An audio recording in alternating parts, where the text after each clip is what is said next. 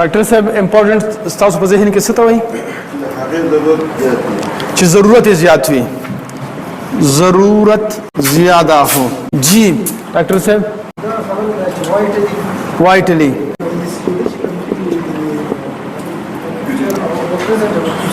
مس کېدلې په فیوچر په پریزنٹ باندې اثر غوځن وائٹلی جی that needs to be now or tomorrow ji the most urgent work ji sumbul ډېر اهم او چې ټایم غواړي ډېر اهم او چې ټایم غواړي جی آصف علي هغه کار چې د ګول اچیو کول غواړي ګول یعنی ګول achievement چې پکېږي ها ټیک شو جی سات جی work which concern with your vision and have some value about your vision good concern with your vision and have value جی داس کار چې هغه لکه پوره نشي هغه کې نقصان یعنی ضرورت چې پوره نشي نو ضرر رسیږي نقصان دا کې ګډ تاسو ټول چې په یو ارګنایزیشن کې امپلای یې فار ایگزامپل تاسو ټول تاسو ډیفینیشنز دي کنه څه کنفیوژن پکې تاسو تخکاری جی نه ښکاری تاسو خبره ده نور خبر یو شانت را تقریبا جی ډیفرنٹ تا کنه جی جی ډیفرنٹ جی سیم د جی سیم د جی معمولی شان ډیفرنٹ جی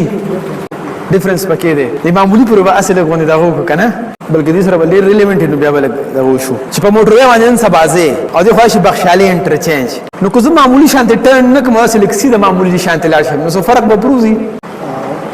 څه فرق به پروزي خپل ډیسټینیشن مې کوم معمولی شانته په ډیفرنس یو ما کرنل شیرخان انټرچینج ته ورسي دغه معمولی ډیفرنس کله کله ډیر غټ ګیپ پیدا کی ټیک شو جی لکه ډسکشن کو چې that needs to be done now or tomorrow چې نن پکار دی یا سبا پکار دی نن پکار دی یا سبا پکار دی اوس دوی تاسو سره دی دوی چې دا کار امپورټنت دی ها دا کار امپورټنت دی تاسو د سحر راغلل او تاسو ځکه کې ډیفینیشن چې نن یا سبا تاسو دې ته امپورټنت وایي او دی ګنټه پس راځي دا کار د کړه دی کنه دی کړه او تاسو وایي چې جی نه مې کړه سبا به حکم ته چې دا امپورټنت کار دی دوی تاسو ته ما وی چې دا امپورټنت دی او کنه جی امپورټنت دی کنه ما چې لګ ریلیکس او صبح چې مې وته کوم او نن مې کوم یا سبا کوم امپورټنت دی سو جګړه خو باندې کیږي ها جی کیږي وکنه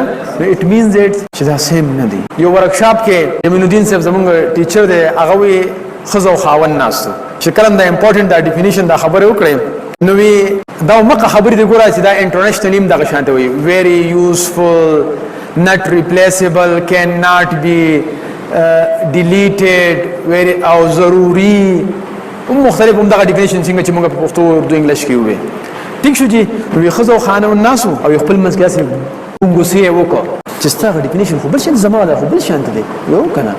هو خسته ډیفینیشن نه کوم زموږ دی نه کنه وایو بل سره جګړه شروع کړي چې بریک کې شو او هغه خزه پرس مرس واچو بس روانه شو هغه هاوند ما راځي چې ما ته ډیره زیاته فایده دی ورکشاپ کو شو ما ته سلا خو له ورکشاپ شروع شو څنګه چې موږ اوس خو شروع شو لګا نه چې څه فایده شو ویره جی زما د امپورټنت ډیفینیشن بولو زما د خزه بولو زمونږ د شپارس کاله د وادو شو زمونږ خو ټول عمر د شپارس کاله جګړم په دغه باندې وځي یو سیستم امپورټنت هغه بل سیستم امپورټنت وای دا خو نن ما ته پته لګي چې زما د په ډیفینیشن کې فرق کوم ما ته مخکې پته چې زه ته سه امپورټنت وایم هغه ته هغه نه وینم ما هغه کنوینس کړو یا بازاري کنوینس کړو نو موږ په یو ټریک باندې و دا شپه کارس مونږه جګړه نه کولې ما چې الحمدلله ټیک شو پیدا ته وشله جوړ ډیفینیشن یو کې او خپل ژوند